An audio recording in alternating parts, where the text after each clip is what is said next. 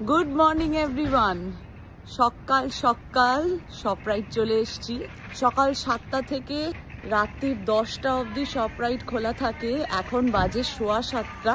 শীতের সকাল সকাল উঠে শপরাইট চলে এসেছি, কিছু কেনাকাটা আছে। আপনারা জানেনই, আগেও বলেছি ভিডিওতে, সিজনের সাথে সাথে আমেরিকা সেজে ওঠে।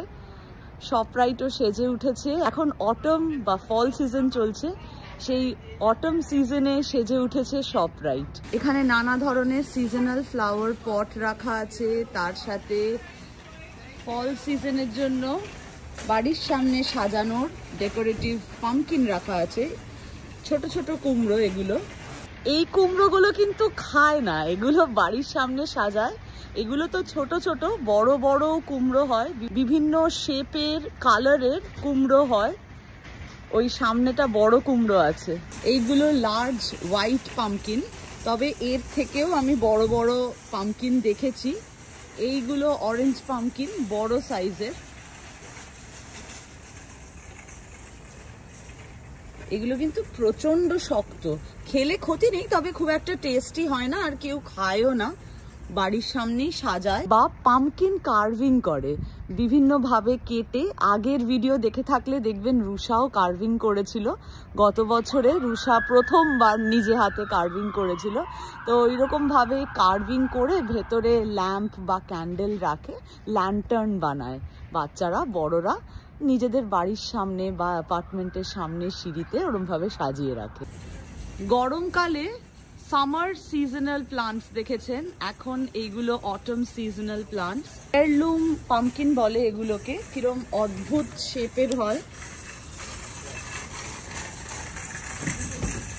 কিরকম এখানটা কেমন বেরিয়ে বেরিয়ে থাকে। এগুলো খুব ভারী, আমি তুলতে পারছি না, কিন্তু আপনাদেরকে সামনে থেকে দেখাচ্ছি।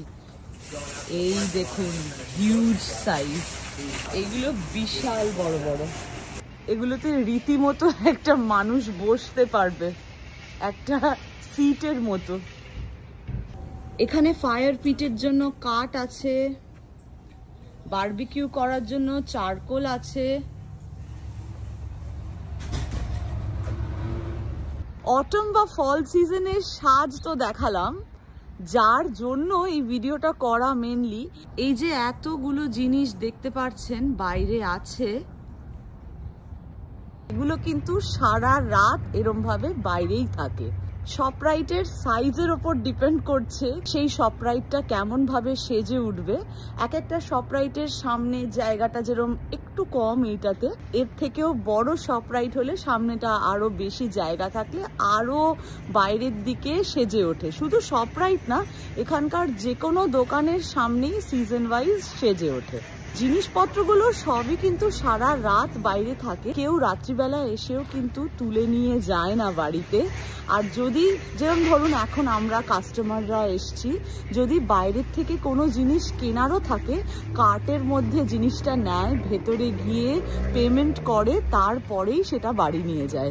এরম না যে বাইরে রাখা আছে বলে একটা টব নিয়ে চলে গেলাম বা একটা কুমড়ো নিয়ে চলে গেলাম, সেরকম কিন্তু এখানে হয় না। এইখানে এই বিশ্বাসটা বজায় রাখা হয়। যখন প্রথম আমেরিকায় এসেছিলাম, এই জিনিসটা খুবই অদ্ভুত লেগেছিল, কারণ আমাদের দেশে তো এই জিনিসটা হয় না। এখানে কিন্তু সারা রাত জিনিস বাইরে রাখা থাকলেও, জিনিস নষ্ট হয়ে গেলে, পচে গেলে, ভেঙে গেলেও কেউ জিনিসটা নিয়ে ভেতরেও রাখে না, আর কেউ জিনিসটা বাড়ি নিয়েও চলে যায় না। যার দায়িত্বে আছে এটাকে বাইরে রাখার, সেই জিনিসগুলো বাইরে রাখবে। যার দায়িত্বে আছে জিনিসটা ভেতরে নিয়ে যাওয়ার, সেই জিনিসগুলো ভেতরে নিয়ে যাবে। সকাল সকাল এই পজিটিভ নোটেই আপনাদের সাথে শুরু করলাম দিনটা। ভাবলাম আমেরিকানদের এই সুন্দর অভ্যেস আপনাদের সাথে শেয়ার করি, আপনাদেরও ভালো লাগবে। কোনো জায়গার বা কোনো মানুষের পজিটিভ দিকটা নিয়েই চলা ভালো, তাই সেই পজিটিভিটি দিয়েই আজকের দিনটা শুরু করলাম। আশা করি এই ভিডিওটা আপনাদের ভালো লেগেছে। এখনের জন্য টাটা, যাই ভেতরে যেইটুকু বাজার করার আছে করে নি। আবারও দেখা হবে একটা নতুন ভিডিওতে। ভালো থাকবেন সবাই।